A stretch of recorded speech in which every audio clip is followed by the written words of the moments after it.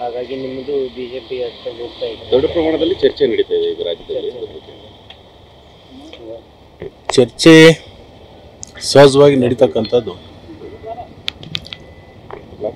ಒಂದು ಶೆಟ್ಟರ್ ಅವರಿಗೆ ನನಗೆ ಯಾಕೆ ನೀವು ತಗಲು ಹಾಕ್ತಾ ಇದ್ದೀರಿ ಅನ್ನೋದು ನನಗೆ ಪ್ರಶ್ನೆ ಇನ್ನೂ ಅದರ ಬಗ್ಗೆ ಕ್ಲಿಯರ್ ಆಗಿಲ್ಲ.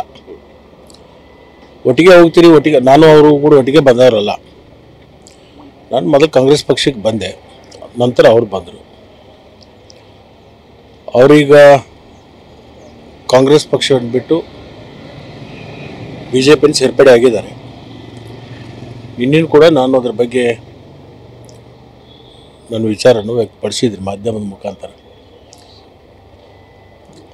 ಅವ್ರು ಯಾಕೆ ಹೋದರು, ಏನು ಕಾರಣಕ್ಕೆ ಹೋದರು ಅನ್ನೋದು ಅವರೇ ಹೇಳ್ಬೇಕು. ಅದನ್ನು ಲಕ್ಷ್ಮಣ್ ಸವದಿ ಅವರನ್ನ ಬಿಜೆಪಿ ಸೆಳೆಯಲಿಕ್ಕೆ ದೊಡ್ಡ ಪ್ರಮಾಣದಲ್ಲಿ ಗಾಳ ಹಾಕ್ತಾ ಇದೆ ಇದು ಬಿಜೆಪಿ.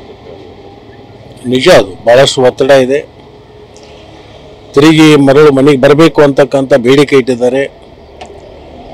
ಏನೋ ಕೈ ಘಟನೆಗಳನ್ನು ಮರಿಬೇಕು ಅಂತಕ್ಕಂಥದ್ದು ಹೇಳ್ತಾ ಇದ್ದಾರೆ. ನನ್ನ ವಿಚಾರದಲ್ಲಿ ಯಾವುದೇ ಬದಲಾವಣೆ ಇಲ್ಲ. ನಾನು ಕಾಂಗ್ರೆಸ್ ಪಕ್ಷ ಸೇರ್ಪಡೆಯಾಗಿದ್ದೀನಿ. ಕಾಂಗ್ರೆಸ್ ಚಿನ್ನದ ಮೇಲೆ ಜನ ನನಗೆ ಆಶೀರ್ವಾದ ಮಾಡಿದ್ದಾರೆ, ಬಹಳ ದೊಡ್ಡ ಅಂತರದಲ್ಲಿ ಗೆದ್ದಿದ್ದಾರೆ.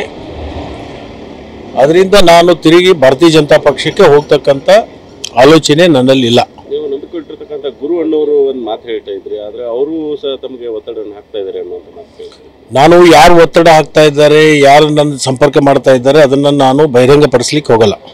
ಒತ್ತಡ ಇದೆ, ಕೆಲವೊಂದು ಆಂತರಿಕ ಸ್ನೇಹ ವಿಶ್ವಾಸ ಅಂತಕ್ಕಂಥದ್ದು ಇರುತ್ತೆ. ಅದೆಲ್ಲವೂ ಕೂಡ ಮಾಧ್ಯಮದ ಮುಖಾಂತರ ಆಗಲಿ ಸಾರ್ವಜನಿಕವಾಗಿ ಹೇಳೋಕ್ಕಾಗಲ್ಲ.